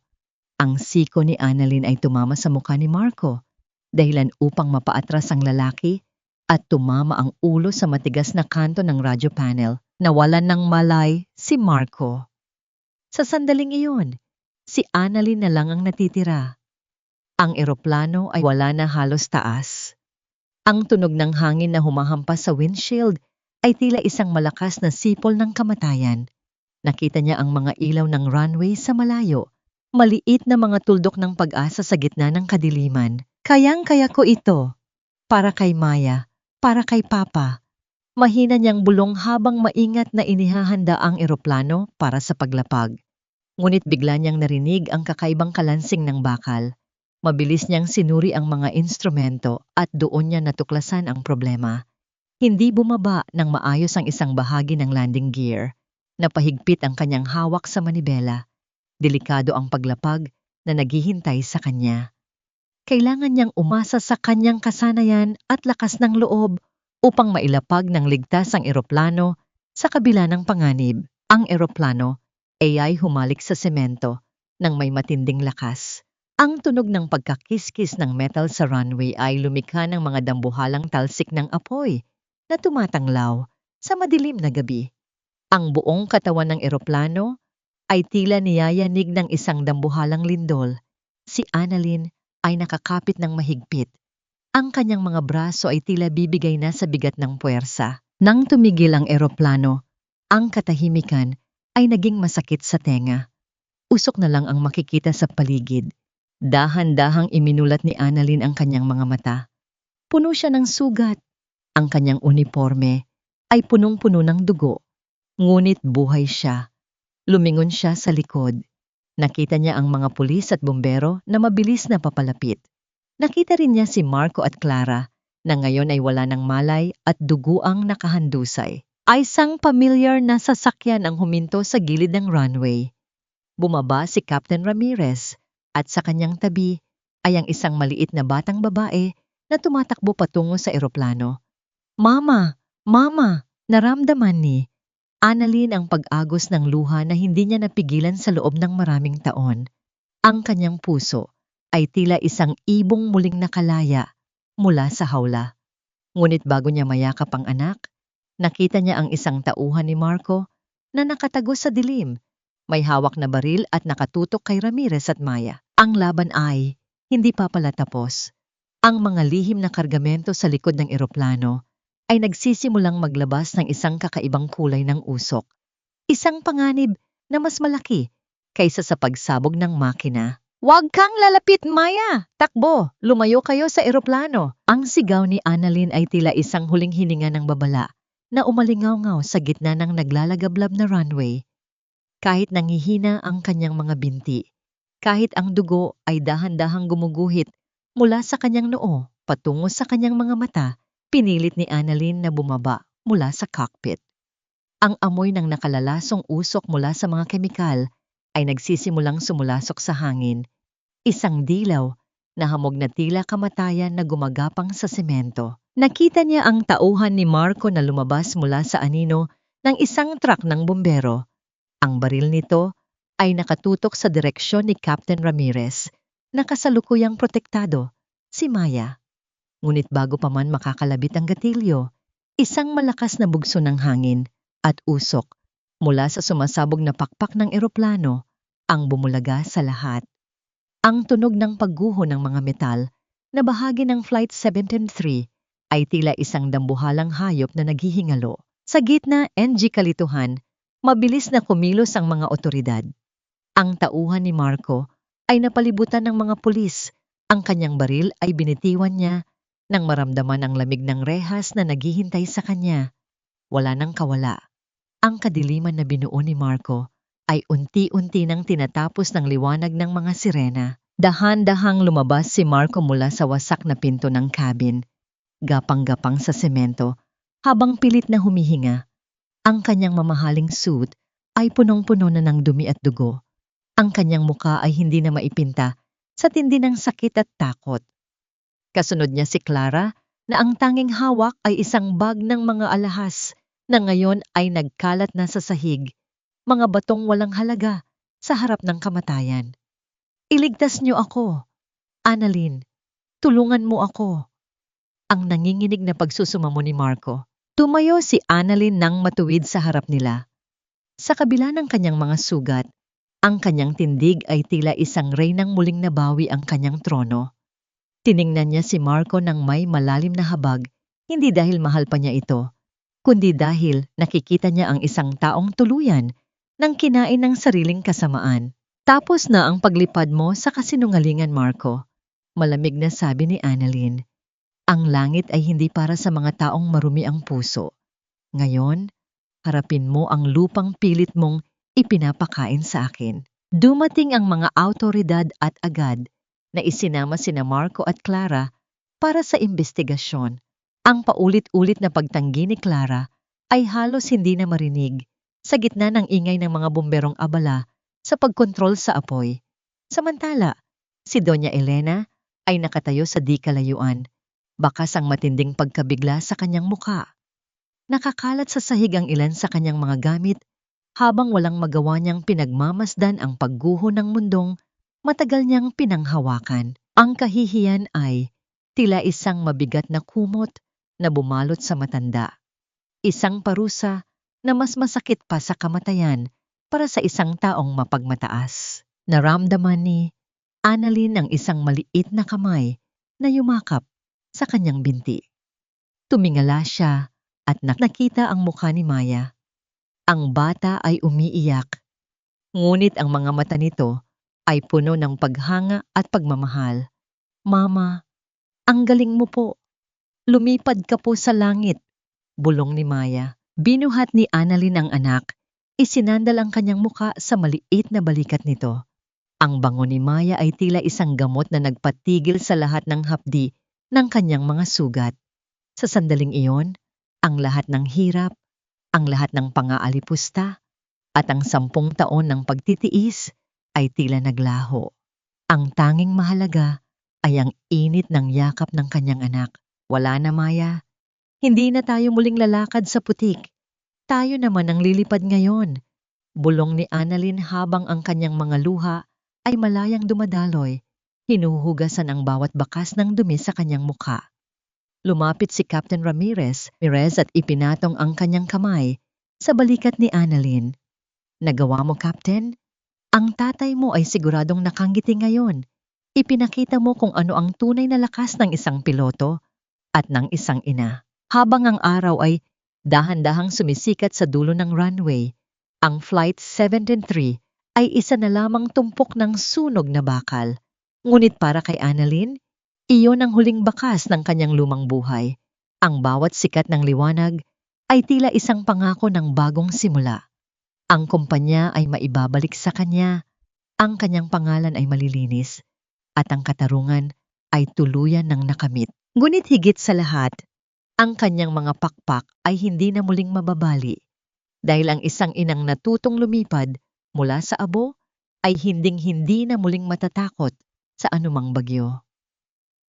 Ang langit ay hindi na nakakatakot, Maya. Dati, akala ko ang mga ulap ay pader na naghihiwalay sa atin. Pero ngayon, sila na ang nagpapaalala sa akin na walang hangganan ang pag-asa. Ang boses ni Annalyn ay malumanay, kasing hinhin ng hanging dumaan sa malawak na tarmac ng bago niyang flight school. 2 taon na ang nakalilipas mula nang gumuho ang Flight 773, ngunit ang bawat alaala ay tila mga pilat na lamang sa kanyang balat. Naroon pa rin, ngunit hindi na nagdudulot ng hapdi. Nakatayo siya sa harap ng isang puting-puting eroplano. Suot ang kanyang plansadong uniforme ng senior captain. Ang gintong insignia sa kanyang balikat ay kumikinang sa ilalim ng dahan-dahang paglubog ng araw. Tila ba nagbibigay ng huling pagpupugay sa araw na nagdaan. Sa tabi niya, Si Maya ay lumaki ng isang matalinong batang babae. Hawak nito ang isang maliit na modelong eroplano. Ang kanyang mga mata ay nagniningning sa tuwa habang pinapanood ang mga estudyanteng piloto ni Annalyn na isa-isang naglalapag ng kanilang mga sasakyang panghimpapawid. Ang dating takot sa mga mata ng bata ay napalitan na ng pangarap. Mama, balang araw, ako naman ang magpapalipad niyan para sa'yo, sabi ni Maya habang nakayakap sa baywang ng kanyang ina. Hinalikan ni Annalyn ang tuktok ng ulo ng anak. Kayang-kaya mo yon, anak, dahil ang mga pakpak mo ay gawa sa katapangan, hindi lang sa bakal. Sa loob ng 2 taon, maraming nagbago. Si Marco at Clara ay kasalukuyang nagsisilbi ng kanilang mahabang sentensya sa loob ng kulungan dahil sa iligal na pagpupuslit ng mga kemikal at pagtatangka sa buhay ni Annalyn. Ang bawat balita tungkol sa kanila ay tila isang piping paalala na ang katarungan, kahit madalas na mabagal, ay palaging dumarating para sa mga taong marunong maghintay. Si Doña Elena naman ay namumuhay na ngayon sa isang maliit na apartment sa probinsya, malayo sa rangya at kapangyarihang dati niyang ipinagmamalaki. Ang kanyang mga perlas ay naisangla na lahat para pambayad sa mga abogado ni Marco, at ang tanging kasama niya ngayon ay ang katahimikan ng pagsisisi at ang bigat ng kahihiyan sa kanyang pangalan. Napanggiti si Annalyn nang makita si Captain Ramirez na naglalakad patungo sa kanila. Ang matanda ay tila mas bumata ang hitsura. Suot ang kanyang paboritong sombrero ng piloto. Ang kanilang pagkakaibigan ay naging pundasyon ng Santos Ramirez Aviation Academy, isang institusyong naglalayong bigyan ng pagkakataon ang mga mahihirap ngunit matatalinong kabataang nais maging piloto. Handa na ang lahat para sa dedication ceremony ng iyong tatay, Annalyn, wika ni Ramirez. Naglakad sila patungo sa gitna ng hangar, kung saan nakatayo ang isang estatwa ni Captain Eduardo Santos. Sa ilalim nito, nakasulat ang mga salitang naging gabay ni Annalyn sa gitna ng dilim. Ang tunay na kapitan ay hindi natatakot sa bagyo dahil doon niya natutuklasan ang tunay niyang lakas. Huminga ng malalim si Annalyn. Ramdam niya ang kapayapaan na dahan-dahang bumabalot sa kanyang buong pagkatao. Napatawad na niya ang kanyang sarili sa pagiging marupok noon. Napatawad na rin niya ang tadhana sa pagbibigay sa kanya ng mabigat na krus.